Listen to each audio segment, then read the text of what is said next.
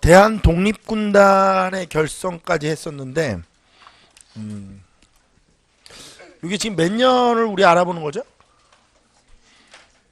다 몇 년이에요? 이게 지금 1920년 밑에 이렇게 쭉 써 있는 겁니다, 지금. 여기 대한 독립군단 결성까지.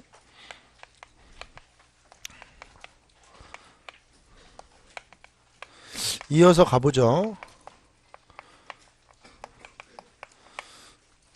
이 대한 독립군단이 어디로 이동했다고요? 자유시? 자유시로 이동했다고? 왜 이동했다고요? 일본군이 추격을 해와서 일본군의 추격을 따돌리기 위해서 소련령으로 들어갔다? 이렇게 가면 되는 거죠? 다시 한번 일본군의 추격을 따돌리기 위해서 어떻게 했다? 소련령으로 들어갔다. 근데 이제 이 자유시로 이동하고 나서 문제가 생겨요.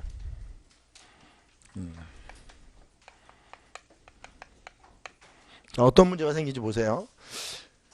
밀산부까지만 하더라도 우리 한인촌이 있어요. 한흥동이라고 해서. 그럼 이제 그 우리 한국인 마을들이 있으니까 그 부락에서 독립군들이 이제 밥도 이렇게 주고 뭐 이렇게 할 수 있는데, 소련으로 들어가 버리면 이게 아무것도 없죠. 여기 우리나라 사람들이 살고 있는 것도 아니고. 그러면 이때 당시에 모인 인원들을 감안해 봤을 때 이 군인들이 보통 한 2,000명 가량 만약에 된다고 보면, 이 군인들이 먹고 자고, 이게 원래 2,000명이 아니라 한 4,000명 정도 되는데, 먹고 자고 하는 것이 해결되려면 되게 어렵겠죠. 왜냐면 일단 한국인들이 없으니까 여기에. 그래서 이제 서일이 깊은 고민에 빠져요. 이걸 어떻게 하냐. 이게 굶으니까 일단. 그래서 서일이 이 위기를 돌파하기 위해서 생긴, 그러니까 해결해낸 방법이 있어요. 한번 볼게요, 일단. 군인들의, 이 군인 숙식이죠. 군인들의, 숙식 해결이 안 되니까, 이게 이제 문제가 생겨요. 근데 가만히 보니까 이때 당시에 이 문제를 해결할 수 있는 쉬운 방법이 있어요. 이게 뭐냐면, 이때 당시 소련이 내전 중이었어요. 적세군과 백세군으로 나누어서. 그러니까 이제 어떤 판단을 하냐면, 용병이 되면 되죠. 다 군사훈련을 받은 애들이니까 총도 쏠 수 있고. 그러니까 뭐가 되면 돼요?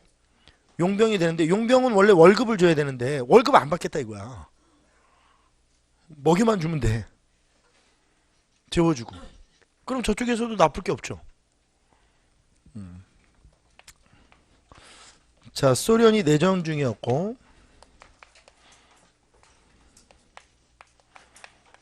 상황을 좀 잘 보셔야 돼. 이 내전이 적세군과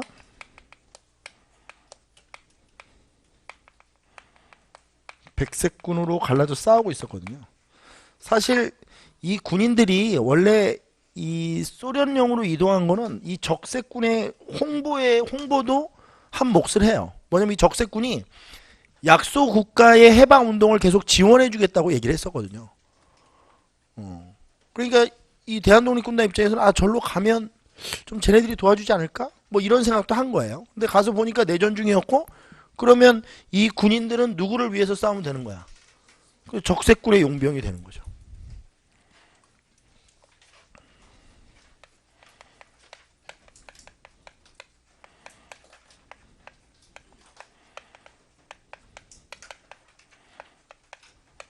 용병 활동을 하는 거예요. 근데 여기서 이제 어떤 일이 일어나냐면, 이 적세군 입장에서는 이 대한독립군단이 이제 자기를 도와서 이렇게 싸우면 되는데, 문제를 보니까 대한독립군단 내의 상황이 좀 문제야. 대한독립군단 내에 이때 당시에 대부분의 그 청년들이 믿고 있던 이념이 사회주의 이념이었거든요. 그래서 이제 공산주의가 많았어요. 이 대한독립군단 내에도. 근데 이 공산주의자들이 이 안에 두 개로 나눠져 있었어요. 하나는 상해파 고려 공산당과 하나는 이르쿠츠파 공산당이라고 해서 계보가 좀 달라요. 공산당의 계보가. 근데 상해파 고려공산당은 이제 중국식 공산주의 노선을 표방하는 애들이고, 이르쿠츠파 공산당은 소련식 공산주의 노선을 표방하는 애들이니까 적세군의 입장에서는 이르쿠츠파 공산당이 대한독립군단의 어떤 권력을 잡고 그리고 자기를 지원해주면 더 좋을 것 같다는 판단을 한 거예요. 그래서 이 적세군이 어떻게 하냐면 대한독립군단 내에 지휘권 다툼이 일어나요. 실제로. 그러니까 이 대한독립군단의 지휘권을 누가 가져야 되느냐. 그러니까 상해파 고려공산당과 이르쿠츠파 공산당 사이에서 지휘권 다툼이 일어나는데 여기에 적세군이 개입을 하는 거예요. 그러니까 누가 권력을 잡을 수 있도록 지휘권을. 이르쿠츠파 공산당이 권력을 잡을 수 있도록. 그래서 실제로 적세군과 이르쿠츠파 공산당이 연합을 해서 상해파 공산당의 무장 해제를 요구해요. 무기를 버리라는 거죠. 계속 저항을 하니까 지휘권을 잡기 위해서. 그러니까 이제 상해파 공산당 입장에서는 군인인데 어떻게 무기를 버려요. 이제 거부를 하니까 싹 다 죽여버려요. 이게 이제 그 자유시 참변이라고 하는 거예요. 많은 우리나라 독립군들이 이 자유시에서 이제 죽게 됩니다. 한 1000명 가까이가 죽으니까 어마어마하게 죽은 거예요. 근데 이게 우리나라 무장 독립투쟁사의 역사에서 가장 큰 비극인 이유가 뭐냐면, 일단 첫 번째, 내부 분열 과정에서 이렇게 일어났다는, 이게 아주 수치스러운 거죠. 지금 일본군과 싸워도 모자랄 판국에 내부의 지휘권 다툼이 확산되면서 서로 총질을 하고 죽이면서 이런 일이 일어난 거니까 아주 굉장한 비극입니다. 제가 이렇게 비유를 하거든요. 우리가 보통 이제 이 공군 파일럿 하나를 키우기 위해서 정말 국가에서 많은 돈이 들어가거든요. 이 파일럿 한 명을, 제대로 된 파일럿 한 명을 양성하려면. 그래서 예를 들어서 전투기가 문제가 생기면 조종사를 어떻게 시키는 거예요? 바로 탈출시키는 거예요.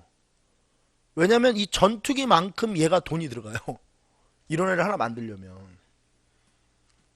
근데 이제 그런 의미로 보면, 그런 뭐 정확하진 않지만 그런 의미로 비추어 보면 이 독립군 한 명을 기르기 위해서 정말 많은 사람들의 희생이 있었거든요. 이 독립군을 여태까지 길러내기 위해서 이 사람들을 훈련시키고 먹이고 재우고 하는데 얼마나 많은 돈이 들어갔겠어요. 근데 이 사람들이 이렇게 어이없이 죽어버리는 거니까 정말 비극이죠. 그리고 이 과정에서 여러분들이 좀 복잡한 그러니까 이해가 안 되는 것들이 있어요. 복잡해서. 왜냐면 뭐야, 이르쿠츠파 공산당은 뭐야, 상해파 공산당은 뭐야, 왜 둘이 왜 싸우는 거야, 뭐 적세군은 왜 이르쿠츠파 공산당이랑 편을 먹었지, 이런 건 사실 몰라도 돼요. 몰라도 되는데 제가 이제 이해를 시키려고 하는 거예요. 그러니까 이제 그냥 간단하게 얘기하면 이래요.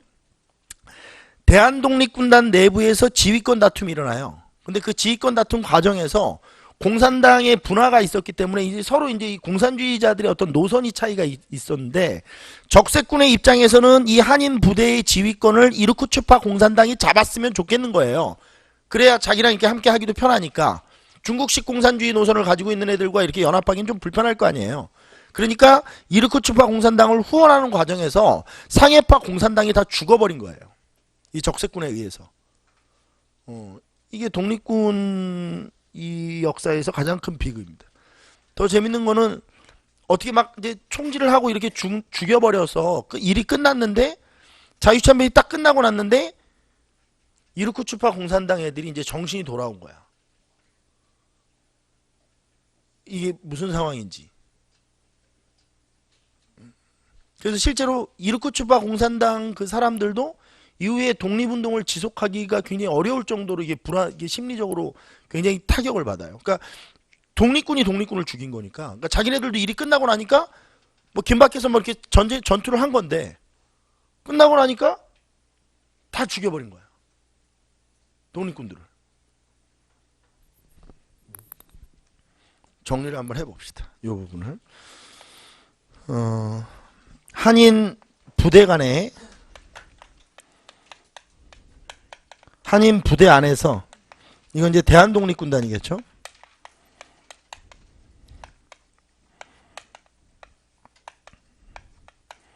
한인 부대 안에서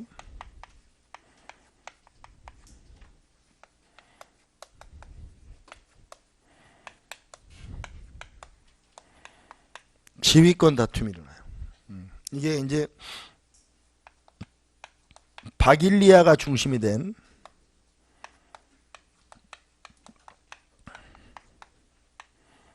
상해파 공산당과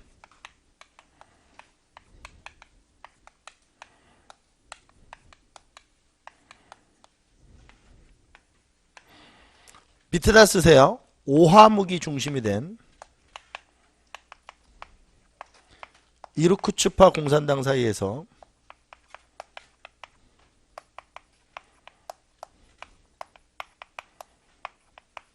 한인 부대 안에서 지휘권 다툼이 일어납니다. 이 지휘권 다툼에 누가 개입을 한 거예요.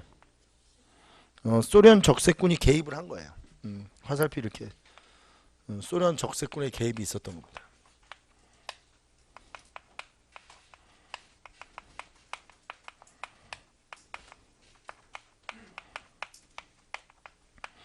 그래서 이 개입 과정 속에서 어떤 일이 일어나냐면 소련 적세군과 이르쿠츠파 공산당이 연합을 해서 상해파 공산당에게 무장 해제를 먼저 요구를 했어요. 근데 무장 해제를 요구를 거부한 상해파 공산당을 다 죽여버린 거죠. 적세군과 이르쿠츠파 공산당 공산당이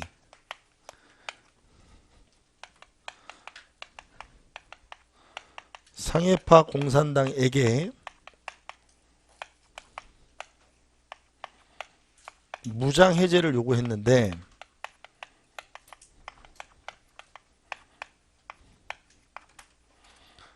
이걸 거부하자 상해파 공산당을 공격해서 죽여버린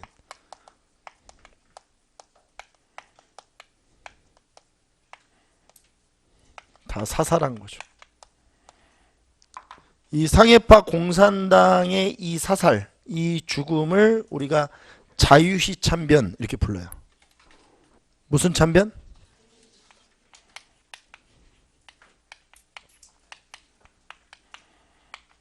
참변이라고 부르고 이게 1921년에 일어나요. 다른 말로 흑하사변이라고도 해요. 뭐라고도 한다? 흑하사변. 이 자유시를 우리가 흑하라고 하거든요. 그럼 정리를 다시 한번 해봅시다. 대한독립군단이 밀산으로 와서 모였는데 여기에 일본군이 추격을 해오자 자유시로 이동을 했어. 근데 자유시로 이동을 했더니 군인들의 숙식 문제가 해결이 안 돼. 그래서 서일이 용병 활동을 하자. 그래서 이제 적세군의 용병이 됐는데 문제는 이 내부에서 이제 한인 부대 안에서 지휘권 다툼이 발생하니까 이 부대 안의 지휘권 다툼은 이때 당시 이제 공산주의 노선 차이 때문에 발생한 거예요. 그러니까 이제 적세군이 여기에 개입하고 이 과정에서 적세군과 이르쿠츠파 공산당이 연합을 해서 상해파 공산당을 다 죽여버리는데 이거를 무슨 참변이라고 한다? 자유참변이라고 한다 이 얘기예요. 그래서 우리나라 무장독립투쟁의 역사상 가장 비극적인 사건이 일어난다. 너무 많은 독립군들이 죽는다. 그것도 어이없게 아군에게. 뭐 적세군에게 죽은 경우도 있지만 아군에게 죽은 경우도 있어요. 실제로 상해파 공산당원들이 저쪽에서 총을 계속 쏘니까 총을 쏘지 말라고 그랬대요. 그냥 칼로 죽이라고. 왜냐면 그 총알이 너무 아까우니까. 이 총알을 일본을 위해서 쏴야 되는데 자꾸 이렇게 총알을 쓰니까 되게 비극적이죠. 이런 얘기 자체가. 총을 쏘지 말고 그냥 칼로 찔러라. 그 총알이 다 그 군자금이나 이런 걸로 만들어진 거잖아요. 너무 아까운 거죠. 이 총알을 쏘는 게.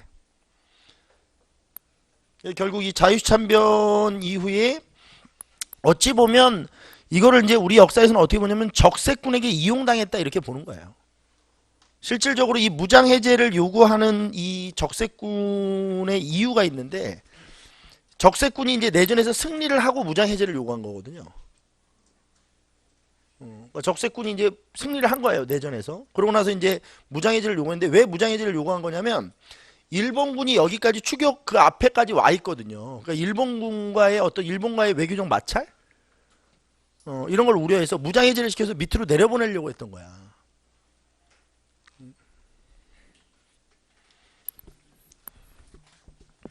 그러니까 일본과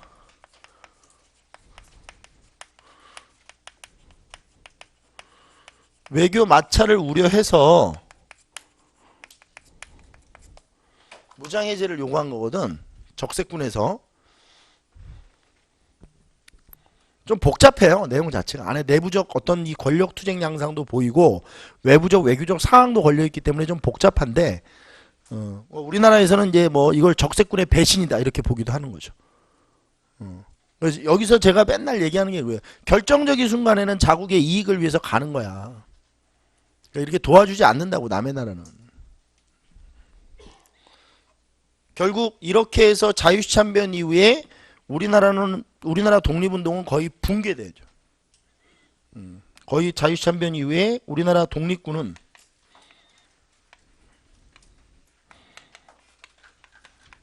괴멸된 거죠. 이런 걸 괴멸이라고 하죠. 아까 전에 했지만 산 사람조차도 이게 거의 뭐 심리적으로 엄청난 이 문제가 생기는 정신적으로도. 그리고 이제 1921년, 22년이 되면 여기 한번 보세요. 이거 뭐 마냥 가만히 있을 수는 없으니까 독립군 재정비 노력이 필요하겠죠. 이제 괴멸됐는데 독립군들은 남아 있을 거 아니야. 일부는. 근데 괴멸됐는데 와 괴멸됐다 뭐 이러고 있을 수는 않을까. 뭐 어떻게 움직임이 있을 거 아니에요. 22년부터 독립군 재정비 노력이 일어나요.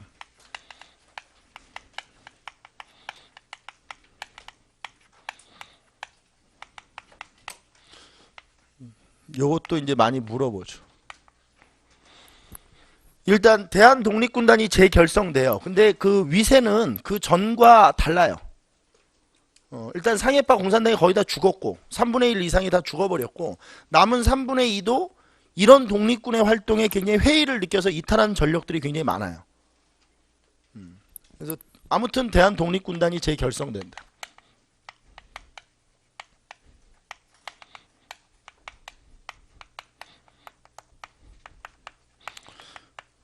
그리고 이 문제를 헤쳐나가기 위해서 회의 기구를 하나 만드는데 대한통일부라고 하는 단체가 발족이 돼요.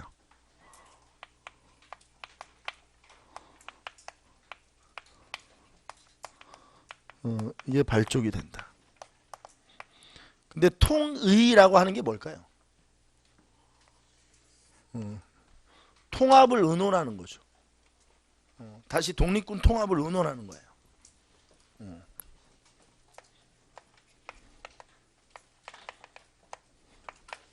어떻게 독립군들을 다시 통합시킬까? 정비할까를 의논하는 기구가 대한통일부입니다. 이게 다 몇 년에 나온다고요? 22년에.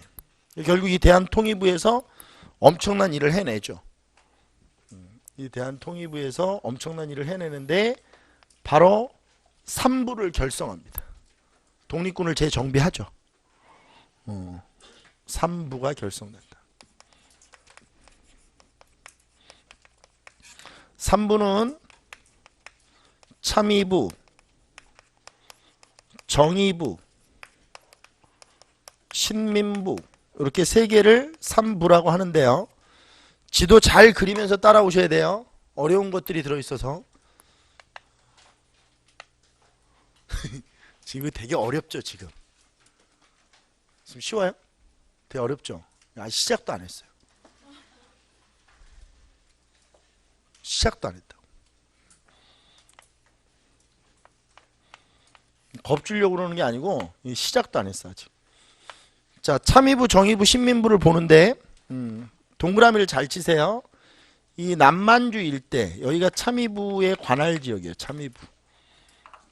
그 다음에 여기가 이 봉천, 길림 일대가 정의부의 관할 지역이고 이 위에 여기 북만주 일대 여기가 신민부 관할 지역인데 제가 수업할 때는 밑에서 쳐서 올리라고 그래요. 참정신 이렇게 외우셔야 돼. 무슨 정신? 술은 참이슬, 그쵸? 독립군은 참정신. 진정한 정신이죠, 그쵸? 너 정말 그렇게 수업할래? 그런 소리가 들리는 것 같은데? 외우셔야 된다는 얘기야. 밑에서 쳐서 위로 올려요. 참정신. 왜 이 관할 지역이 중요하냐? 이유가 있어요. 이 3부의 성격을 잘 봐야 되는데, 이 3부의 성격은 이 참의부, 이 하나가 그 지역의 민정자치기구 역할을 해요. 그러니까 하나의 정부야, 정부. 참의부 이러면 하나의 무슨 역할을 하는 거예요? 정부 역할을 하는 거예요. 미니 정부 역할을. 그 지역에 있는 한인들을 뭐 하는 거예요, 실제로? 통치하는 거예요. 세금도 걷고, 행정 업무도 보고, 그리고 범죄가 있으면 재판도 하고 이래요. 그러니까 이게 하나의 민정자치기구거든요. 그러니까 어느 정도의 무슨 역할을 하는 거예요? 정부 역할을 하는 거예요. 각각 참의부도 정의부도 신민부도 각각 이 관할 지역에서 정부 역할을 하는 거죠. 미니 정부 역할을. 그런데 이 참의부, 정의부, 신민부가 각각 또 독립군 부대의 이름이기도 해요. 그냥. 그러니까 참의부 이러면 대한독립군, 신민부 이러면 북로군정서군과 같은 하나의 독립군 역할을 한다는 거죠. 그래서 군사기구이기도 하다. 무슨 기구이기도 하다? 자, 그러면 보세요. 그러면 이게 왜 관할 지역이 중요할까요? 이게 만약에 군사 독립군이면 이 관할 지역이 크게 중요하지 않아. 왜냐면 독립군들은 이동하니까. 움직일 수도 있으니까. 근데 이게 무슨 역할을 하기 때문에? 그렇지. 이게 정부 역할을 하기 때문에 그 지역이 중요한 거야. 참의부가 관할하는 지역이 어디냐? 정의부가 어디를 관할하느냐? 이런 게 시험 문제 나오는 이유가 이게 하나의 무슨 역할을 하기 때문에 정부 역할을 하기 때문에 그 지역 섹터가 중요한 거야. 이 어디를 관할하느냐가. 이게 중요해. 자, 그런데 여기서 이제 깊이 있게 뎁스 있게 들어가요. 우리 아까 전에 수험생이 계속 그 질문하셨는데 나중에 내가 이해할 수 있다 그랬는데 자, 한번 보세요. 이해 이제 하는지 안 하는지 못 하는지 보세요. 근데 설명했는데 이해가 안 돼.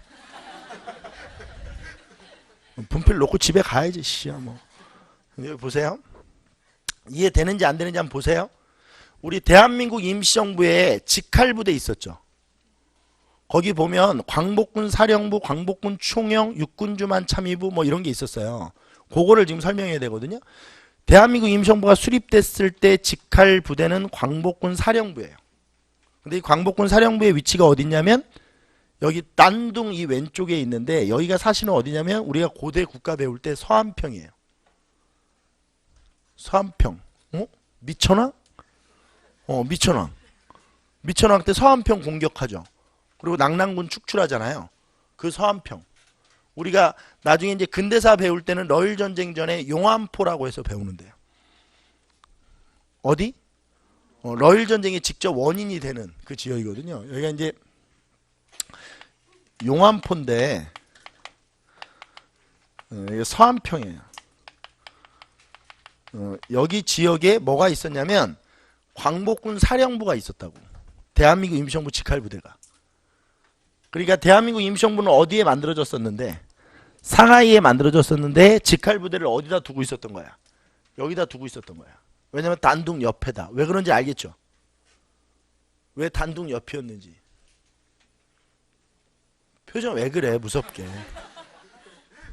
이륙양행. 이게 배가 왔다 갔다 한다며. 그럼 군인도 이렇게 싣고 왔다 갔다 하고 뭐 연락도 하고 그래야 되니까 좀 도와줘. 이래 같이 합시다 같이. 응? 정리해 보면 이게 이제 단둥 옆이야 단둥. 아까 전에 얘기했던 단둥 옆이라고. 여기에 뭐가 있었냐면 광복군 사령부가 있었는데 이 광복군 사령부는 1919년에 만들어지는데 21년이 되면 이게 광복군 총영으로 이름이 바뀌어요.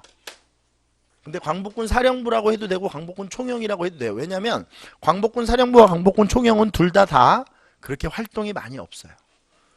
왜냐하면 대한민국 임시정부는 만들어졌잖아요. 침체해요. 그래서 계속 침체했다는 걸 우리가 배웠죠. 그래서 이게 별로 의미가 없어요. 바뀐 것도 사실은. 그럼 이때는 광복군 사령부겠어요? 이때는 광복군 사령부겠어요? 광복군 총영이겠어요? 그렇죠. 광복군 총영으로 바뀌어 있을 때겠죠. 이때는. 근데 참의부가 이제 딱 만들어지고 나니까 이 참의부가 광복군 총영이 있는 그 곳을 관할하고 있는 거죠. 그러니까 참의부의 관할 지역 안에 광복군 총영이 들어있는 거 아니에요. 그러니까 이제 대한민국 임시정부에서 참의부에 연락을 해서 광복군 총영을 흡수할 수 있느냐고 물어봐요. 그러니까 참의부에서는 그렇게 하겠다고 해요. 뭐 어려운 거 아닌데 뭐 그거 흡수하는 거 뭐 보니까 뭐 애들 몇 명 없어. 그거 흡수하는 거야 일도 아니지. 참의부는 큰 단체고. 그래서 광복군 총영을 흡수한 거예요. 근데 문제는 참의부가 광복군 총영을 딱 흡수하는 순간 참의부의 포지션이 어떻게 돼요? 뭐가 되는데? 그렇지, 임시정부 직할부대가 되는 거야 이게. 이 참의부가. 그래서 아까 전에 대한민국 임시정부 할 때 육군 주만 참의부라고 하는 게 뭐냐면 대한민국 임시정부의 육군은 어디에 있느냐? 만주에 주둔하고 있는 참의부가 대한민국 임시정부의 육군이라는 얘기야. 이거를 참의부가 흡수한다고.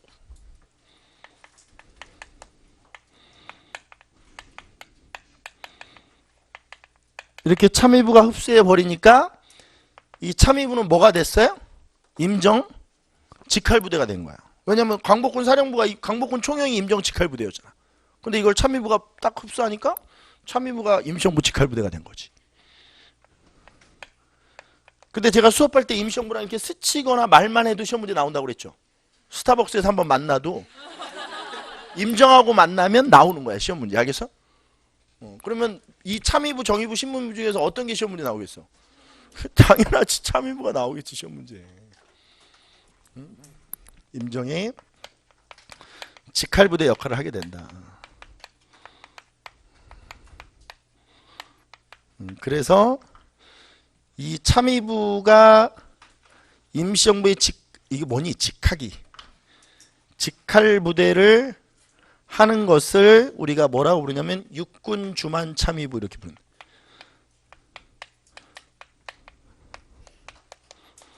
임시정부의 육군은 어디에 있다? 만주에 주둔하고 있다. 만주에 주둔하는 뭐를?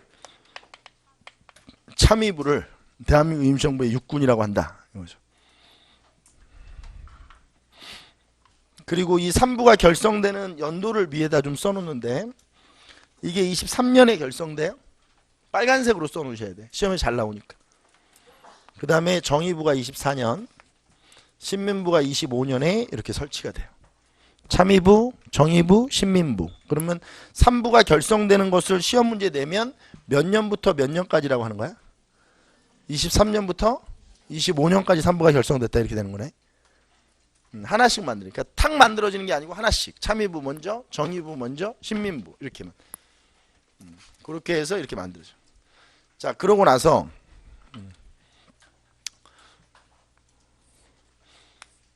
1925년이 되면 3부도 결성돼서 뭔가 독립군도 재정비돼서 이렇게 진행이 되는데 일본의 입장에서 보면 아 이게 이렇게 됐었는데 이게 또 이렇게 그러니까 일본의 입장에서는 아 이걸 또 내버려 두면 안 돼. 그래서 이제 고민을 해서 25년에 어떤 특별한 조치를 하는데 그걸 우리가 미스야 협정이라고 불러요. 무슨 협정? 이게 미스야 협정인데 이 미스야 협정을 이해하기 위해서는 또 배경 지식이 좀 필요해요. 이게 중국사에 대한 배경 지식이 좀 필요한데 좀 한번 써볼게요.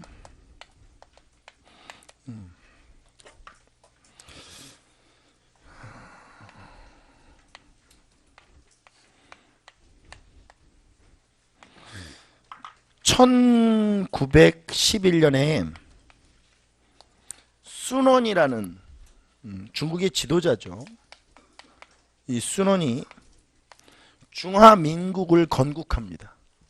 그러니까 청왕조를 멸망시킨 거죠. 청나라가 이때 멸망돼요. 중화민국이 건국되는데, 이 중화민국을 위안스카이, 이 원세계가 넘겨봤습니다. 원세계가 원세계로 넘어오죠, 이게. 근데 이 원세계가 우리가 알고 있는 위안스카이거든요.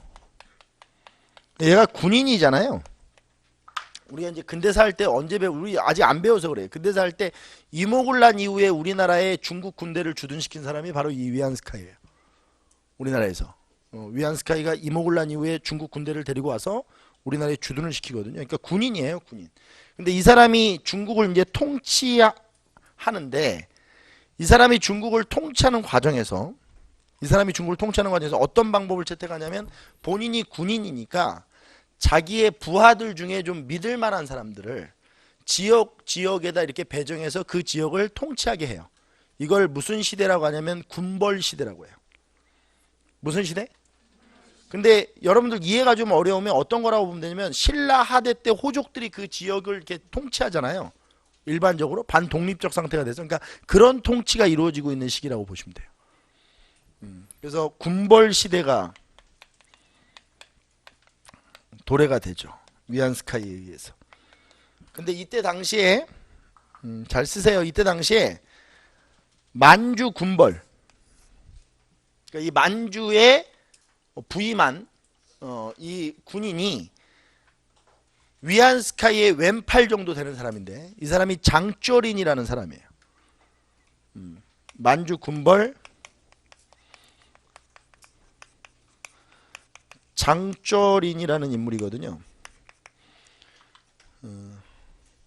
근데 제가 여러분들 저한테 수업 들으면서 제가 이런 얘기 했던 거 기억나죠? 의상이 원효를 보고 원효의 어떤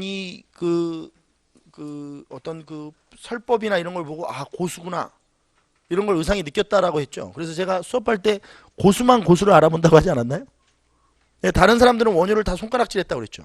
아유, 저 미친, 아유, 저 땡중 새끼. 그런데 의상만 그걸 알아봤다고 그랬어요. 고수만 고수를 알아보는 게 아니고요, 띠떼끼도 띠떼끼를 금방 알아봐요. 살다 보면. 그래서 사기꾼들끼리는 서로 사기를 못 쳐요. 왜? 딱 전화를 받으면 금방 알거든요. 저 새끼가 사기꾼인지. 왜냐면 지가 사기꾼인데 들어보면 알죠. 띠떼끼구나, 이런 걸. 눈만 봐도 알아요, 사실. 딱 보면, 아, 띠떼끼구나. 지가 띠떼끼라서 그런 거거든. 그래서 사기를 당하는 사람은 다 착한 사람들이 당하는 거야. 왜? 띠떼끼가 아닌 사람들이 사기를 당하거든.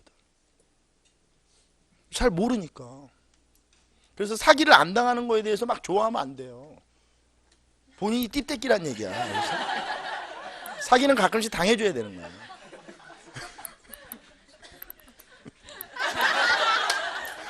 이건 사과해야 되겠다. 아니, 그러니까 예를 들면 웃기라고 그러는 거예요. 제가 무슨 얘기를 할 거냐면, 1925년 20년대 일본 경무국장? 일본의 경무국장이 미스야예요, 미스야. 이 새끼가 근데 띠떼끼거든. 근데 얘가 이 장쩌린이 띠떼끼인지를 금방 알아봐요. 장쩌린도 미스야를 금방 알아보죠, 대본에. 띠떼끼? 그러니까 저쪽에서 띠떼끼. 그래서 둘이 협정을 맺는 거거든요.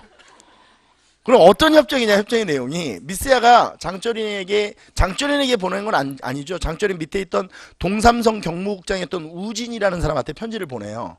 장쩌린이는 되게 높은 사람이고, 그러니까 우진한테 이제 편지를 보내는데 뭐라고 보냈냐면, 만주 지역에서 지금 한국의 독립군들이 너무 암약을 하고 있다. 근데 이게 나중에 중일 관계를 굉장히 안 좋게 만들 것 같다.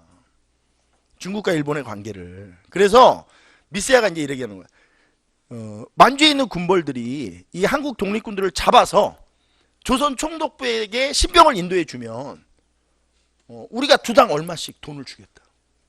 그러면 앞으로 발생될 중일 간의 외교 문제도 해결하고 너희들도 좀 이렇게 돈을 벌고 우리는 또 한국 독립군들 없으니까 좋고 뭐 이렇게 한번 해보자. 이렇게 편지를 보내요. 근데 조그마한 역사의식만 있었어도 이때 25년이면 이때 당시에 일본이 어디를 타켓으로 힘을 키우고 있는지 분명한 시기거든요. 중국은 대륙 침략이 목적이에요. 그래서 31년에 만주사변을 하는 거 아니에요. 만주사변 있을 때 만주가 왜 그렇게 허무하게 뺏겼냐면 이 장쩌린 때문에 그렇거든요.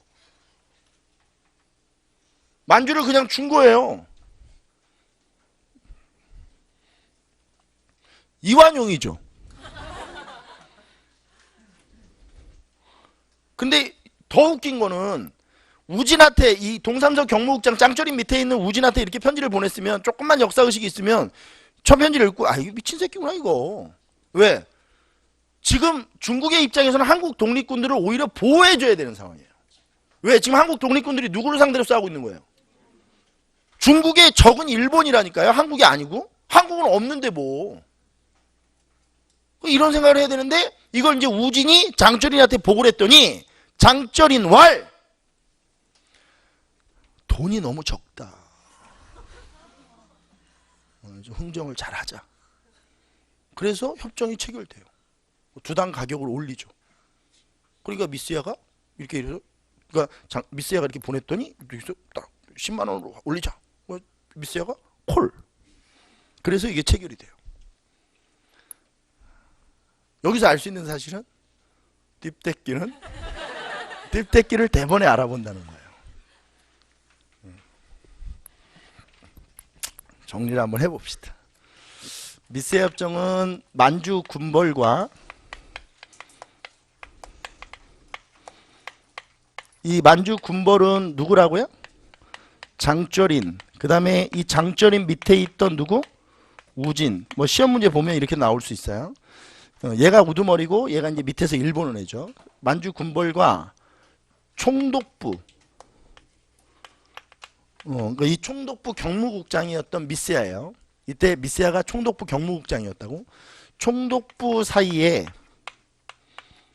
체결된 독립군 탄압협정. 이해돼요? 그러니까 만주 군벌이 독립군들을 잡아서 어디에다 넘겨달라는 거야. 총독부로 주면 총독부가 돈을 지우겠다는 거야. 근데 실제로 이 만주 군벌이 이걸 체결하고 나서 잘 해요, 이걸. 알겠습니까? 그래서 독립군들이 또 위기를 맞죠. 사이에 체결된 독립군 탄압협정이다.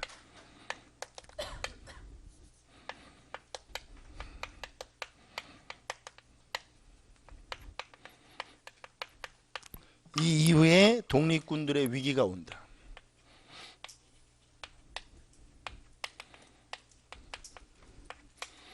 사실 잘 공부하다 보면 뭐 위기가 아니었던 적은 없어요. 그렇죠?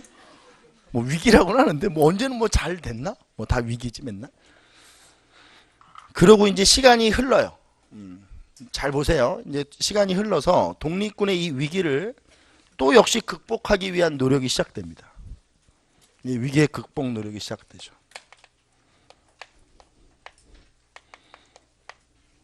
근데 이 극복 노력으로 뭐가 추진되냐면 20년대 후반에 3부를 하나로 좀 통합하자.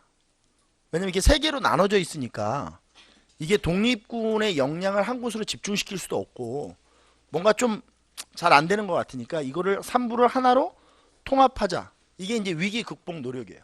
3부 통합운동이죠. 3부 통합운동이 전개돼요. 근데 이 3부 통합운동은 오늘은 아마 이걸 못할 텐데 민족 유일당 운동의 일환으로 정리를 일단 해놓으셔야 돼요. 써만 놓으세요. 민족 유일당 운동이 뭔지 나중에 정리를 할 거니까.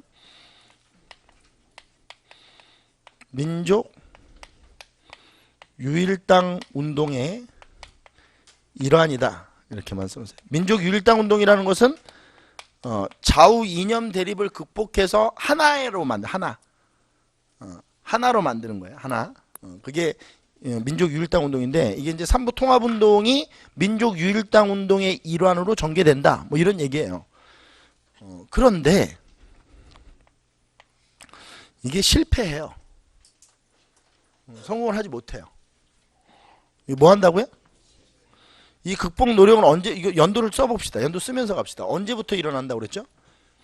20년대 후반.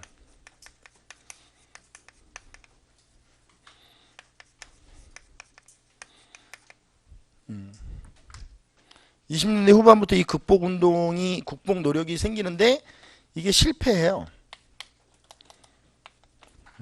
실패해요. 삼부통합운동은 뭐 한다? 근데 그러나 두 개로는 줄어들어요. 그러니까 세 개가 몇 개로? 두 개로.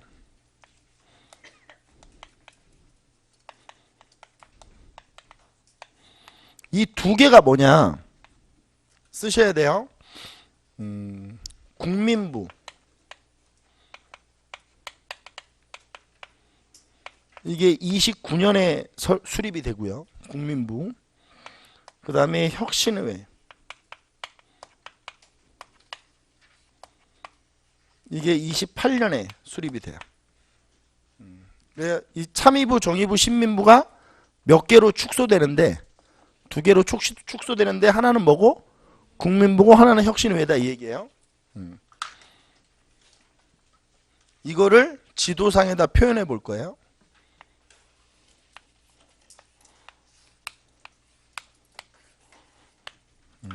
국민부가 여기가 국민부의 관할 지역이에요. 뭐에 관할 지역? 국민부의 관할 지역이 여기에요. 그 다음에 여기가 혁신의회의 관할 지역이에요.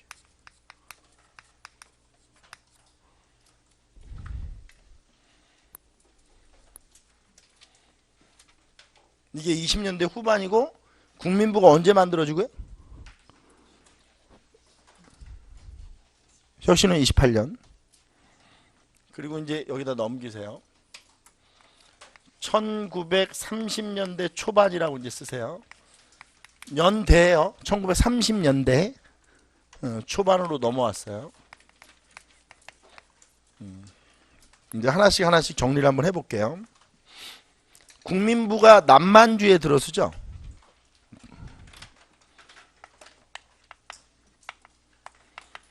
남만주에 뭐가 들어선 거예요?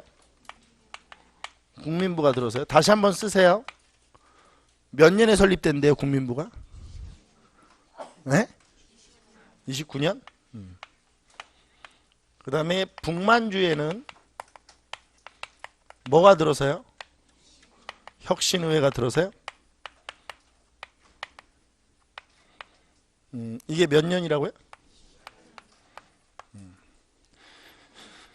이 국민부가 30년이 되면 몇 년이 되면? 30년, 연도수는 쓰지 마세요. 30년이 되면 원래는 이제 국민부 산하 정당이 하나 만들어져요. 근데 우리는 공부할 때 국민부가 그냥 이걸로 이름이 바뀌었다라고 해도 무방해요.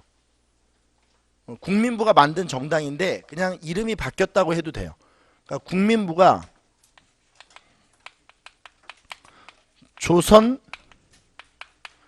조선혁명당으로 이름을 바꿔요. 뭐로 이름을 바꾼다고요? 조선혁명당. 이게 30년에 바꿔져요.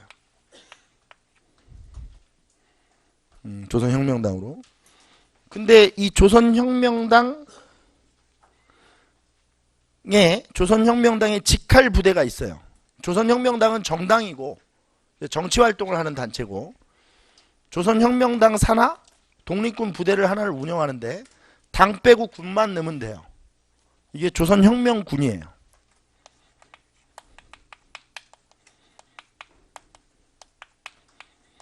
근데 이 조선혁명군은 누가 주축이 되어 있는 거냐면 양세봉이라는 사람이 주축이 되어 있는 부대예요.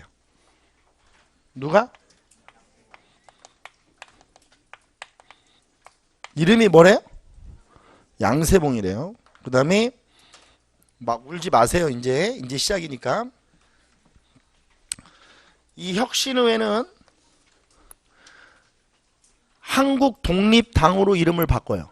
자, 잠깐. 아까 전에 한국 독립당을 배웠는데 우리가 뭐 할 때? 임시정부 할 때. 임시정부의 여당 충칭에 도착했을 때 임시정부 여당이 만들어졌는데 그 임시정부 여당의 이름이 뭐였죠? 이름만 갖고 둘은 완전히 다른 단체예요. 알겠어요? 아까 전에 임시정부에서 만들어졌던 한국독립당은 충칭에서 만들어진 거고 이건 지금 어디에서 만들어진 거예요? 북만주에 있는 거죠.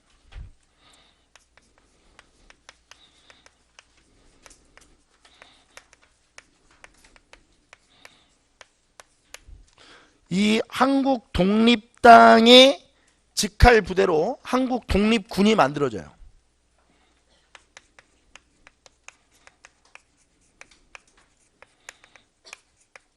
이 한국 독립군의 지휘관이 누구였냐면 지청천이라는 사람이에요. 누구라고요? 이 사료에서 보면 이청천이라고도 해요. 왜냐면 이 지씨가 희귀성이라서 이 지청천이 너무 만주에서 큰 활동을 하니까 국내에서 지씨들이 엄청나게 탄압을 받아요. 그래서 공문서상에 이 지청천이 이씨로 바꿔서 활동을 하거든요. 이해되세요? 같은 인물이에요. 동일 인물. 이 지청천도 일본 육사 출신이에요. 그러니까 제대로 군사훈련을 받은 사람들. 그리고 여기에서 이제 박스를 잘 치세요.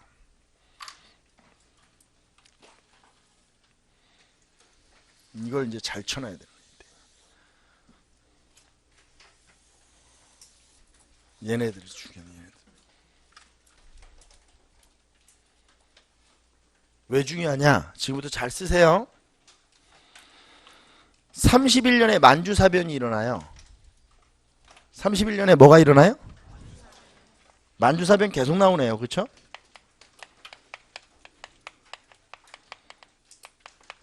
근데 만주사변은 만주라는 지역이 일본으로 넘어간 거 아니에요? 그러면 만주 내에서 만주를 되찾기 위한 항일군이 조직될 수 있겠죠. 누가 만드는 항일군? 중국인들이 만드는 항일군대가 만들어지는 거예요. 그러니까 중국도 우리나라와 뭐 별반 다른 입장이 아니게 되는 거죠. 이제 만주사변 이후 만주, 뭐 중국이죠. 만주 내 중국 항일군이 결성이 되는데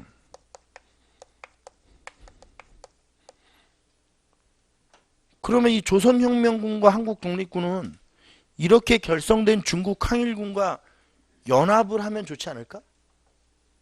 어차피 적이 같은데? 이해돼요?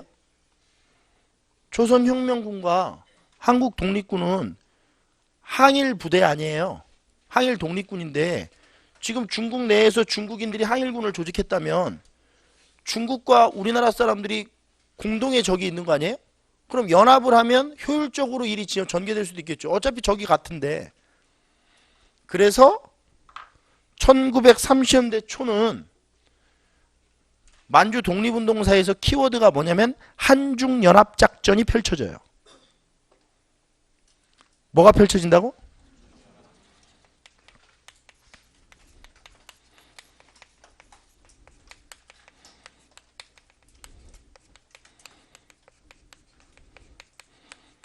몇 년대 초에? 자, 그럼 이제 우리가 이제 뭘 배워야 되는지 볼게요. 자, 그렇다면 조선혁명군과 연합한 중국 항일군이 있겠네요. 조선혁명군과 연합한 중국 항일군. 얘네들이 중국 의용군이에요. 그러면 이 조선혁명군과 중국 의용군이 연합을 해서 항일 전투를 했는데 일본군과 싸워서 이긴 전투들이 있거든요. 그 전투들이 시험 문제에 물어보는 거예요. 그 전투들을. 영릉가, 흥경성. 이건 알 필요 없는데 요즘에 그 문제가 하도 이상하게 나오니까. 신계령, 통화현. 이런 전투들이 이게 다 31년, 32년 이렇게 일어나요. 32년도에 일어나거든요. 그러니까 이게 한중연합작전 전투들이에요. 이 전투들은 잘 보세요. 누구하고 누가 연합해서 싸운 거야?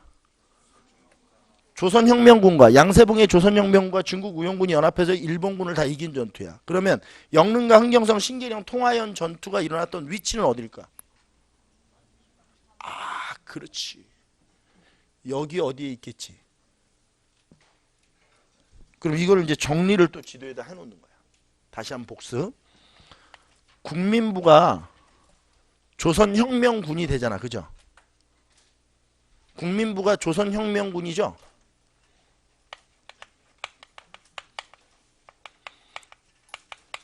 이 조선혁명군의 활동지역이 여기네. 혁신의회 활동지역. 이게 혁신의회 활동지역과 겹치는 군대가 어디죠? 한국 독립군. 한국 독립군. 북만주.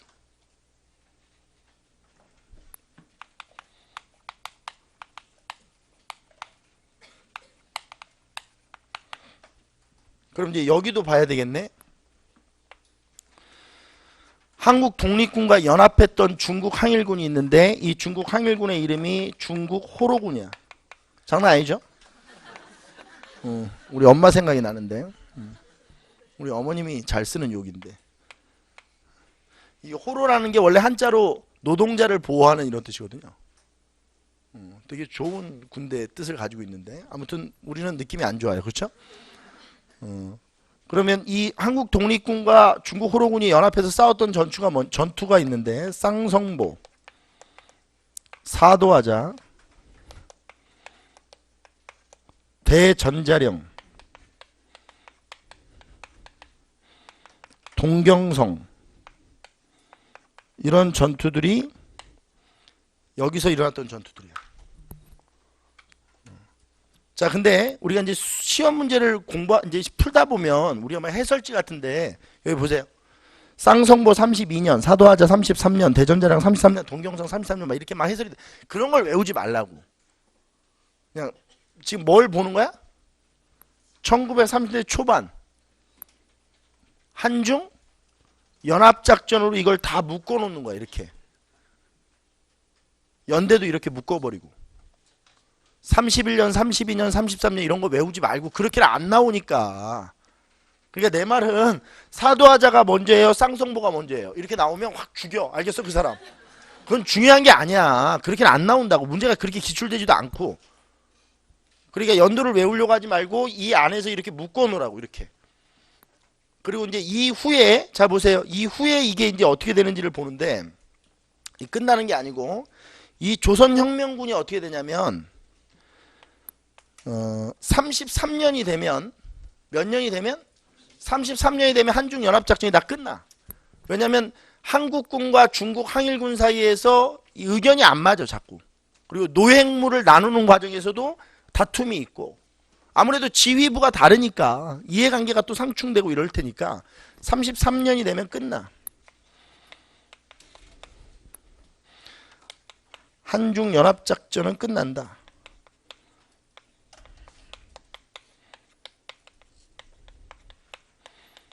작전은 끝.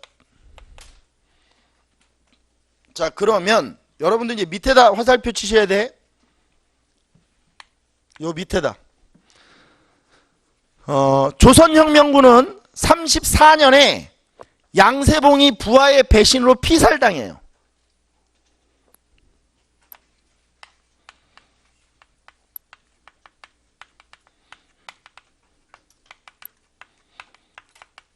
이러면서 조선혁명군은 흐지부지 되다가 없어져 버려요. 물론 나중에 뭐 김호석 장군이 이걸 이어받고 뭐 이렇게 하는데 활동이 거의 없어요. 그냥 양세봉 피살 이후에 어떻게 된다?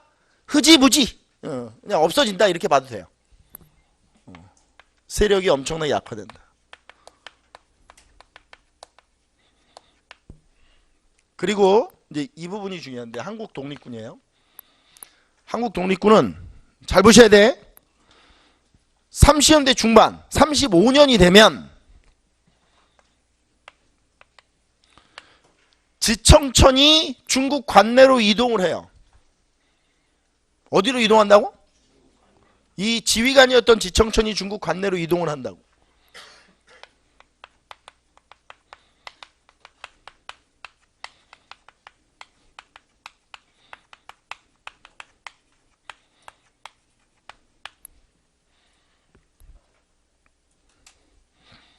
중국 관내로 이동한 지청천이 어떤 활동을 하는지 한번 볼게요.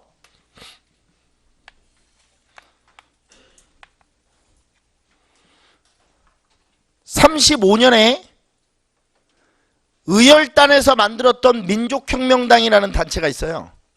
난징에 만들었던 무슨 혁명당? 민족혁명당에 참여를 해요. 어디에 참여한다고요? 민족혁명당은 누가 만든 건데요? 의열단. 의열단 할 때 마지막 배웠던 거예요.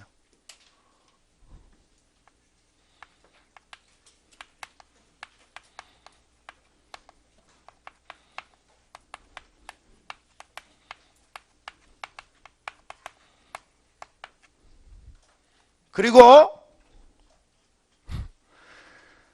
장제스가 대한민국 임시정부를 후원하면서 중국 군관학교에 한인 특별반을 만들었었죠. 그 한인 특별반에서 교관을 해요.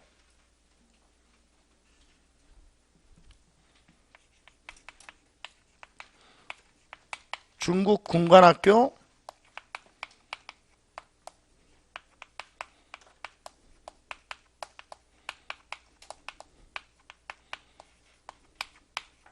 뭐를 한다고요? 교관이 돼서 군인들을 훈련시킨다고요. 그러다가 30년대 후반이 되면 38년도 뭐 이렇게 되면 30년대 후반이 되면 임정의 요청으로 뭐의 요청으로? 임시정부의 요청으로 한국 독립군이 다 중국 관내로 이동해요.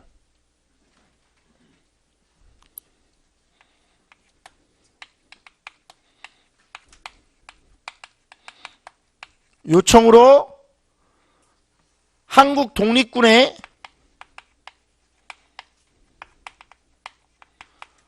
중국 관내 이동이 일어나요. 그러니까 결과적으로 얘기하면 시간차만 놓고 지휘관서부터 부대원들이 다 나중에는 어디로 온 거예요? 한국 독립군은 중국 관내로 온 거죠. 여기서 중국 관내는 중국 본토예요. 아까 얘기했던 만리장성 이남 중국 관내로 이동을 하는데, 그럼 여기서 이제 딱 보세요. 40년에 임시정부가 충칭에 도착해요.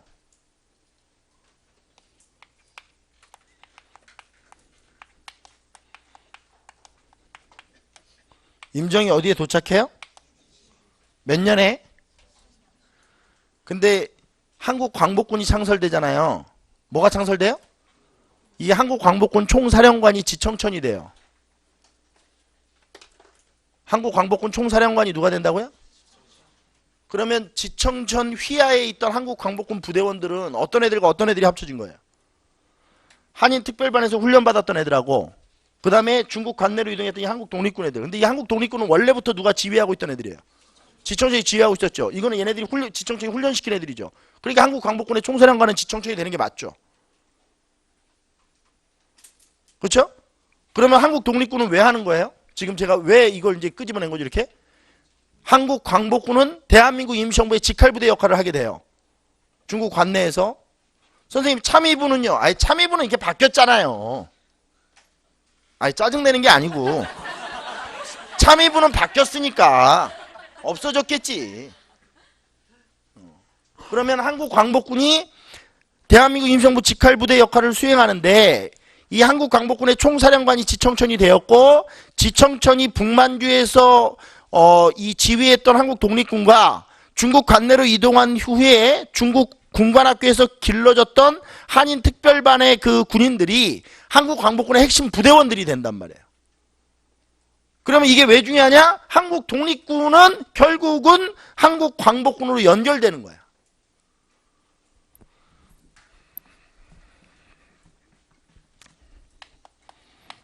한국 광복군이 창설되는데 이 총사령관이 누구예요? 지청천이 총사령관이 되니 이 한국 광복군의 핵심 그러니까 어떻게 보면 핵심이 되는 부대는 뭐하고 뭐가 합쳐진 거예요? 한국 독립군이었던 군인들과 한인 특별반에서 교육을 받았던 사람들이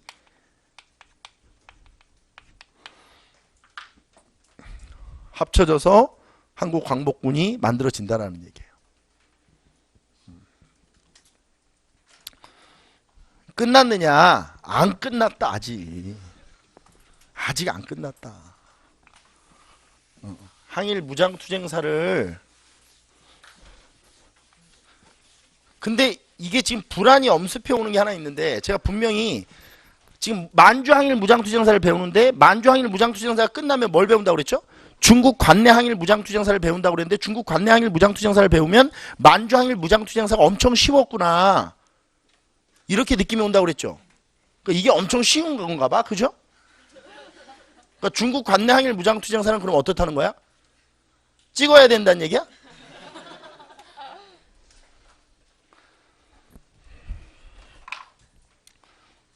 자, 제목을 위에다 쓰세요.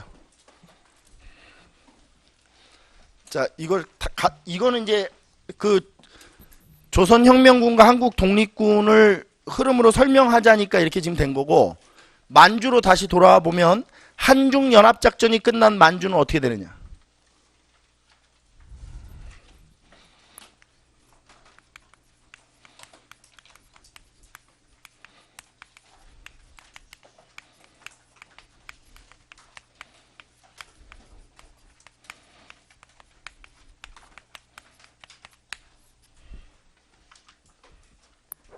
한중연합작전은 언제 끝났는데요? 33년에 끝나요? 그럼 한중연합작전이 끝난 만주를 지금부터 정리를 한번 해보겠습니다. 이 만주 지역에 중국 공산주의자들과 중국 농민들 그 다음에 한국 공산주의자들 이 사람들이 연합을 해서 공산주의 활동을 막 활발히 하고 있어요. 이때 정리 한번 해볼게요. 중국 공산주의 세력과 그 다음에 한국 공산주의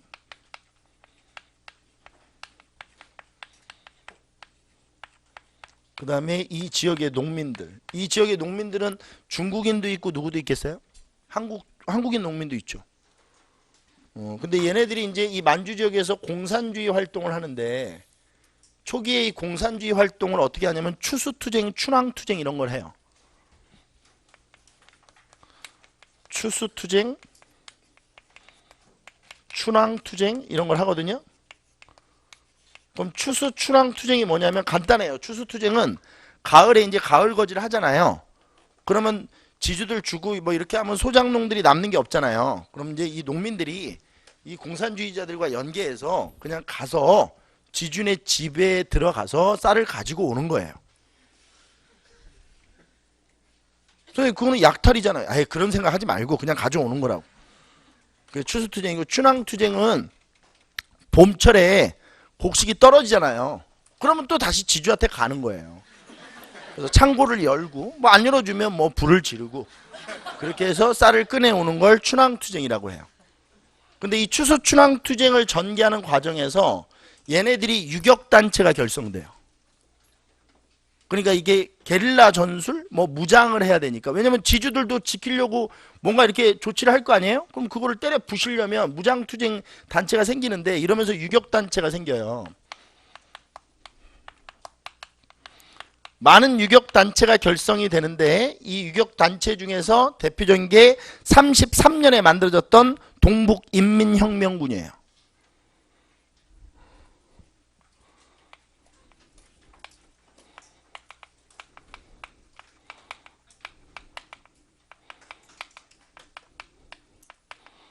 그럼 이 동북인민혁명군은 지금 동북 쪽이니까 이쪽이에요. 여기요. 여기 만주를 얘기하는 거예요. 동북인민혁명군은 유격단체예요. 얘네들이 이제 대표적인 빨치산이죠. 어디서 활동했던? 백두산 일대에서 활동했던. 백두산 위쪽에서 활동했던, 여기서 활동했던 빨치산들이야, 빨치산. 동북인민혁명군이. 근데 이 동북인민혁명군 말고도 이 지역에 소규모 유격 부대들이 많이 있었거든요. 그 유격 부대들이 이제 연합을 해서 그러니까 동북인민혁명군을 중심으로 해서 유격단체들이 연합을 해서 36년에 큰 유격단체를 하나 만들어요. 그게 동북항일연군이에요. 그러니까 동북인민혁명군이 뭘로 발전하는 거냐면 동북항일연군으로 발전하는데, 잠을 싹 깨게 해드릴게요. 이 동북항일연군이 바로 여기서 김일성이가 활동했던 거예요. 누가? 그 김일성? 예, 그 김일성. 그 김일성이 그럼 여기서 뭐 했던 거예요? 항일 빨치산 활동을 했던 사람이에요. 선생님 말 조심하세요. 항일 빨치산이라뇨? 독립운동가였다고요? 예, 독립운동 했다고요. 김일성이가 여기서 유격투쟁하면서 국내 진공작전 이런 걸 주로 했어요. 그런데 이 동북항일연군에서 이제 김일성이가 활약을 한 건데,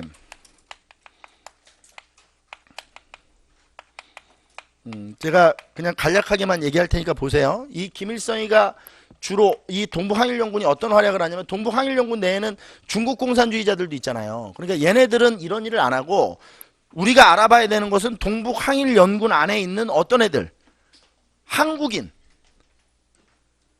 중국 애들이 움직이는 건 알 필요가 없고, 한국 애들이 주로 어떤 일을 했냐, 동북항일연군 안에서 한국 공산주의자들이 국내 진공작전을 주로 펼쳐요. 그러니까 빨치산들이니까 산속에 숨어 있다가 야간에 국경을 넘어서 압록강이나 두만강을 넘어서 그 일본 관공서들 습격하고 무기나 이런 거, 음식이나 이런 거 탈취해서 다시 돌아가고, 그러니까 일본의 어떤 이 공권력에 피해를 주는 거죠. 계속 공공기관 시설들 파괴하고 이러면서 물자를 노략질하고 이러는 거예요. 국내 진공작전을 주로 펼쳐요.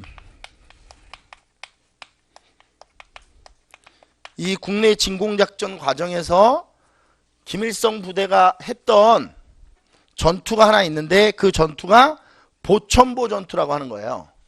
이 보천보는, 갑산면 보천보는 어디 있는 거냐면 여기에 있어요. 해산진 위쪽에.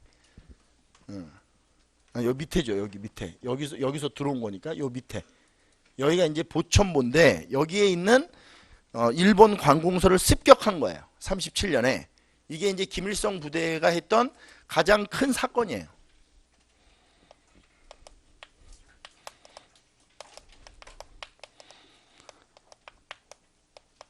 근데 이 김일성 부대가 이 보천보 전투를 통해서 왜 이렇게 유명해지느냐? 보천보 전투가 뭐 대단한 전투냐? 아니에요. 제가 이 얘기하면서 항상 하는 얘기인데, 김일성의 독립운동사를 자꾸 가리려고 하니까, 김일성은 독립운동하지 않았고 그 독립운동했던 김일성은 그 김일성과는 다른 김일성이고, 이런 헛소리를 자꾸 하니까, 자꾸 궁금하니까 들여다보게 되잖아요. 이게 앞뒤가 안 맞으니까. 그런 뻥 치지 말고 좀 제발. 김일성이는 독립운동한 게 맞는데 김일성의 독립운동이 엄청난 게 아니란 말이에요. 그러니까 얘가 한 유일한 전과인데, 이게 거의 이제 가장 큰 전과거든요. 2명 죽어요. 2명. 거기 앞에서 경비 쓰던 아저씨가 죽고, 지나가던 애가 그 산탄에 맞아 죽어요. 그러니까 2명 죽은 거야. 김일성의 독립운동사는 이게 다야. 그러니까 자꾸 감추려고 하니까. 그러니까 이게 저는 답답한 게 뭐냐면, 한쪽에서는, 북한 쪽에서는 우리나라 독립운동을 김일성 혼자 다 해. 3살 때부터. 막 압록강 막 가랑잎 여기 껴서 이렇게 건너시고, 솔방울 쳐서 수류탄 만들고, 모래를 치니 막 쌀이 되고. 예수야? 뭐 또 이러면 예수님 욕하는 건데. 하여튼 이게 그런 게 아니야. 그러니까 김일성이는, 이러면 맞아. 김일성이는 중학교 다닐 때 실력 양성운동이나 이 안창호 선생님의 그 실력 양성운동이나 이런 거를 듣고 굉장히 회의적이었대요. 저렇게 독립운동을 하는 건 옳지 못하다. 그래서 어린 김일성이가 실제로 안창호에게 질문한 것들이 있어요. 그건 나중에 좀 얘기를 해드릴게요. 이건 아니다. 어떻게 이런 식으로 독립운동을 하느냐.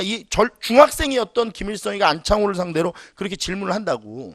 그래서 중학교를 졸업한 김일성이가 바로 이 빨치산 부대에서 활동을 하는 거예요. 그러니까 김일성이는 빨치산 활동을 굉장히 어렸을 때부터 시작한 거야. 그래서 해방 이후에 이 보천보 전투가 이제 다시 돌아올게요. 보천보 전투를 동아일보에서 보도를 하거든요. 이 전투가 있었다는 걸. 근데 김일성이가 이거 한 방으로 완전히 스타가 되는데 왜 그러냐면 37년이 어떤 해냔 말이야. 이게 중일전쟁이 일어난 해지. 그러니까 우리나라 국내에서는 이제 그 만주에서 활동하던 항일 독립군은 다 죽고 하나도 안 남았고, 그리고 이제 일본은 어디를 공격하고 중국 본토를 공격하고 세계는 이제 일본이 먹으려고 하고 있고, 이제 일본의 그 무시무시한 상황이란 말이야, 이런 게. 그러니까 우리나라 사람들은 감히 아직도 만주에서 항일 독립군이 활동하리라고는 생각을 못하고 있을 때 이게 터진 거야. 그러니까 김일성이가 일약 스타가 되거든. 그러니까 다 죽은 줄 알았는데 살아있다 이거죠. 그래서 이때부터 김일성 영웅화 작업이 국내에서 일어나요, 실제로. 갈바보에서 꼬마 애들도 갈바보에서 이긴 사람이 김일성 되고 진 사람이 일본 군대에서 일방적으로 맞는 거야. 뭐 왕게임 같은 거지. 김일성이가 시키는 대로 다 하고 너 뽀뽀해 뭐 이런 거. 왜 저질이야 또? 괜찮아. 그러니까 이렇게 이제 김일성이가 영웅화 되는데, 이런 상황 속에서 왜곡이 왜곡을 낳고 왜곡이 왜곡을 낳으면서 그 이상한 김일성이가 탄생한 거야, 북한에서는. 그리고 우리나라에서는 해방 이후에 이 김일성이를 없앨래니까 그게 다 뻥이다 라고 얘기하려니까 그 나타난 김일성이가 가짜 김일성이다 이렇게 얘기해버린 거야. 근데 실제로 가짜 김일성이라는 설이 등장했던 이유가 뭐냐면, 해방 이후에 평양 공설운동장에 김일성 장군이 딱 나타났어. 근데 그때 나이가 김일성이가 33이야. 그러니까 사람들은 그 김일성 장군이 막 이순신처럼 생각했을 거 아니야, 이 보천보 전투 있을 때. 흰 수염 휘날리면서 백마 타고 긴 칼 차고, 우리나라 사람들이 그렇게 생각하면서 막 외적을 쳐부시고 이런 사람인 줄 알았는데, 너무 젊은 사람이, 그것도 잘생긴, 김일성이가 키도 크고 얼굴 잘생겼거든요. 딱 나타나니까 사람들이 안 믿는 거죠. 왜 저렇게 젊냐 이거죠. 근데 그 흰 수염 휘날리면서 말 타기에는 저 백두산이 너무 험해요.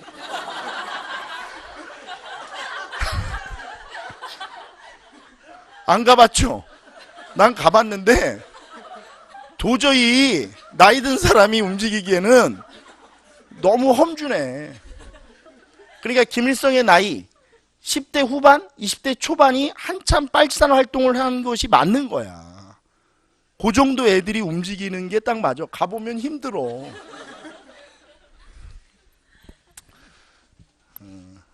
결국 이 보천보 전투가 일어나는데, 여기서 이제 추가할 게 있어요. 이 국내 진공작전을 이제 주로 펼치는데, 동북항일연군이 국내 진공작전을 펼치려면 국내와의 어떤 연결책이 있어야죠. 이 국내 연결책이 있어요.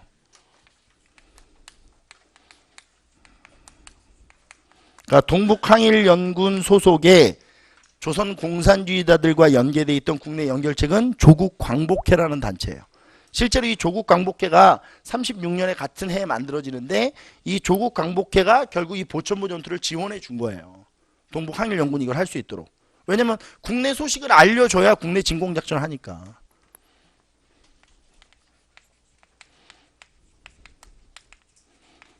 조국광복회가 결성되고, 우리나라에서 최근에 시험 문제를 보면 차마 이건 못 내는 거야. 이건 아직까지도 동북항일연군 이건 너무 힘들어. 이걸 이제 국민들이 수용하기에. 왜냐면 우리나라는 40년 50년 넘게 그 김일성이 가짜 김일성이라고 가르쳤거든. 근데 이걸 지금 내자니 너무 그러니까 이걸 내, 조국광복회를. 왜냐면 조국광복회는 김일성과 관련이 없거든. 김일성이 여기서 활동했던 거니까. 근데 이게 동북항일연군의 국내 연결책이라고. 그래서 보천보 전투를 동북항일연군이 한 게 아니고 누가 지원해줬다는 걸, 조국광복회가 지원해줬다는 거를 물어보는 경우가 많아요. 근데 이것만으로도 너무 많이 발전돼 있는 거야. 저희가 학부 다닐 때 생각하면 조국광복회를 어떻게 얘기해. 얘기하면 없어져 학교에서. 김일성이가 독립운동했다고? 그런 거 하면 바로 없어져. 교수들도 이게 질문하면 야, 교수들 아직도 생생해. 교수들 이렇게 질문하면 야, 중서가 공부하고 싶으면 네가 책 보고 해. 왜 자꾸 나한테 그렇게 물어보니? 그 말이 아직도 왜 같이 죽으려고 그래? 죽으려면 공부하다가 너만 죽어. 관심 있으면 너만 죽어. 제가 사실 이 동북 항일연군과 하북 의열투쟁으로 논문을 썼거든요. 대학교 때, 대학원 때. 그래서 제가 이게 전공이에요. 전공 사실은. 근데 뭐 이 안에 많은 사실들을 얘기해주고 싶은데 뭐 그럴 필요는 없고. 근데 제가 논문을 쓸 때도 우리 교수들이 얼마나 웃겼냐면, 야, 지도 교수는 나로 하지 마. 너 자꾸 왜 날 쳐다봐? 외부 교수로 해. 외부 교수. 외부 교수를 어떻게 지도 교수를 해요? 아이, 할 수 있어. 내가 추천해줄게. 아니, 농담으로 이랬다니까? 그러니까 이게 얼마나 어려운 부분이냐고, 이게. 조국 광복회가 36년에 결성됐다. 그리고 결국 이 동북 항일연군의 마지막은, 자 보세요. 이 마지막은 40년에 일제의 소탕작전이 일어나요. 이제 독립군 소탕작전이 일제의 소탕작전이 일어나는데, 일제의 독립군 소탕작전이 일어나는데, 이게 일어나자 동북 항일연군은 소련으로 이동을 해요. 살려고. 김일성이도 다 이동을 하죠. 소련령으로 이동을 하고, 여기 백일여단에서, 자 보세요. 여기 소련 내 백일여단에서 동북 항일연군이 소련군과 함께 훈련을 받아요. 이걸 이제 이름은 알 필요 없어요. 교도려라고 해요. 이 백일여단 소속의 동북 항일연군의 훈련 부대를 교도려라고 하는데, 이 교도려라고 하는 이제 김일성이가 이끌고 있던 동북 항일연군이 해방이 됐잖아요. 45년 5년 뒤에 소련군이 우리나라에 들어오거든요. 그 소련군 뒤를 따라 김일성이가 들어온 거야. 그래서 싹 권력을 잡아버린 거라고, 김일성이가. 소련을 등에다 업고. 소련은 이걸 지원해주고. 왜? 괜찮았거든, 김일성이가. 얘가 괜찮은 애거든. 또 이런 거 캡처해서 올려. 얘가 괜찮은 애거든. 막 이런 거 올려. 그럼 없어져. 불안해 죽겠네, 씨. 그러니까 김일성이가 애가 머리도 좋고 막 이렇게 똑똑하고 소련군 내에서도 인정을 받고 이러니까 소련의 입장에서는 해방 이후에 이제 김일성이가 딱 들어와서 김일성이가 이렇게 하자고 그러는데, 소련이 믿을 만한 애가 없으니까 김일성한테 권력을 다 넘기는 거야. 그러면서 김일성이가 싹 권력을 잡고 결국 김일성이가 지금의 북한을 만든 거예요. 상황이 그렇게 된 거라고.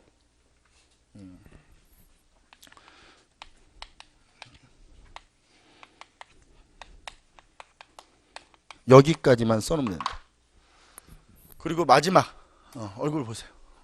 제가 아까 전에 농담 반 진담 반으로 얘기했던 건데, 이 한중연합작전이 끝난 만주는 사실 김일성 부대 얘기를 하는 거거든요. 근데 김일성이가 독립운동을 한 거에 대해서 아직까지도 우리나라 대부분 기성세대, 그러니까 저보다도 연배가 많은 학자들 사이에서도 말을 안 하려는 학자들이 많아요. 근데 저는 과감히 얘기하는데 그건 잘못했다고 보고요. 김일성이가 독립운동 한 거는 독립운동 한 거라고 얘기를 하고, 그리고 김일성의 독립운동이 저렇게 지청천이나 양세봉이나 우리가 의열단의 김원봉이나 이런 사람들처럼 그런 운동이 아니다. 그러니까 김일성의 독립운동은 지청천이나 김원봉이랑 비교해보면 발톱의 때도 안 되는 그런 독립운동사를 가지고 있는 거예요. 그러니까 사실 여과 없이 그냥 얘기해주고, 그리고 이 김일성에 대해서 얘기를 하면 할수록 오히려 독립운동사를 전개하는데 유리해져요. 이걸 감추려니까. 우리가 그러잖아요. 뭘 감추려면 자꾸 상황이 이상해지잖아. 김일성이 얘기를 안 하려고 하니까 이 한중연합작전이 끝난 만주를 얘기를 못하고, 그리고 갑자기 김일성이는 느닷없이 막 해방 때 탁 나타나고, 김일성이 뭐 했던 사람이야? 쉬, 뭐 이런, 뭐, 어떻게 하라는 거야? 그러니까 공부를 어떻게 하라는 거야 그렇게 하면. 김일성이가 어떤 사람이었는지 얘기해줘야 북한 정권이 어떻게 만들어지는지를 알고, 그리고 저 위에 있는 나라가 어떤 나라인지를 우리가 이해할 수 있잖아요. 그래서 북한은 지금도 빨치산, 그 백두산의 그 빨치산 그 백두혈통이라는 얘기를 계속 하는 거예요. 그 중국 공산당의 그 이 초기 정권은 대부분 다 이 빨치산들이 장악을 하거든. 이 동부 항일연군 소속의 군인들이 북한의 정권을 장악한 거예요. 그래서 현대사에서 이승만이나 막 박정희나 이런 사람들을 보고 북한에서 기절한 거야. 이승만의 독립운동사를 인정을 안 하거든 북한에서는. 그리고 또 박정희는 이거 여기 동북 항일연군 소속으로 김일성이가 독립운동하고 있을 때 박정희는 일본 육사 갔었고, 일본 육사 졸업해서 이 훈춘 지역에서 위병 근무 쓰고 있었거든. 소대장으로 인관해서. 그러면 일본 육사 출신으로 소대장 인관해서 이 훈춘 지역에 있으니까 이거는 독립군들 잡으러 있었던 거 아니야. 그러니까 이게 인정이 되겠냔 말이야 북한에서는. 저 정권의 정통성이. 그러니까 계속 그렇게 승질을 내고 그러는 거야 애들이. 우리가 무슨 얘기만 하면 막 씨발 막 이러고. 그러니까 짜증난다는 거지 정통성 자체가. 근데 사실은 북한의 얘기대로 그렇지는 않거든. 우리나라의 이 권력 구조가 그렇게 돌아가지는 않았거든 사실대로. 그러니까 제가 얘기하는 건 뭐냐면 그냥 여과 없이 제발 좀 얘기해 줄 시기가 왔고, 그리고 또 하나는 한쪽에서는 무슨 막 스파이더맨 같은 사람이야 김일성이가. 다 죽여 씨야. 막 일본군만 나오면 다 죽여. 그리고 또 한쪽에서는 무슨 띠떼끼야 그냥. 무슨 뭐 독립운동하는 것도 말하면 안 되고, 뭐 나쁜 새끼고, 그냥 막 무슨 여기 뿔나고, 여기 막 혹이 이만큼 있고, 좀 그런 우화적인 얘기 좀 하지 말고 좀 사실을 얘기해서 김일성의 실체도 좀 확 드러내는 게. 그래서 제가 농담으로 얘기하는데 우리 지금 기본반 학생들은 이 얘기를 못 들었었는데 심화반 제가 수업하면 조선사 할 때 이런 얘기 하거든요. 제가 영화 시나리오를 고민하고 있을 때 항상 유념해 두는 인물이 두 명인데, 하나는 김춘택이라는 인물하고, 이 춘택 씨 되게 매력적이거든요. 그 다음에 이 김일성이야. 근데 이 김일성이가 영화화 된다는 것은 역사적으로 굉장한 진일보가 이루어진 거예요. 제가 볼 때는. 그러니까 우리나라에서 영화화되거나 이러지 못하는 사람이잖아요. 근데 이게 만약에 영화화됐다. 그러면 또 한 번의 업그레이드가 일어나는 거죠. 잘 정리하시고 만주 항일 무장투쟁사가 끝났어요. 그래서 잠깐 쉬었다가, 오늘 좀 긴데 지금 좀 쉬었다가 중국 관내 항일 무장투쟁사가 남았습니다. 잠깐 쉬었다 가겠습니다.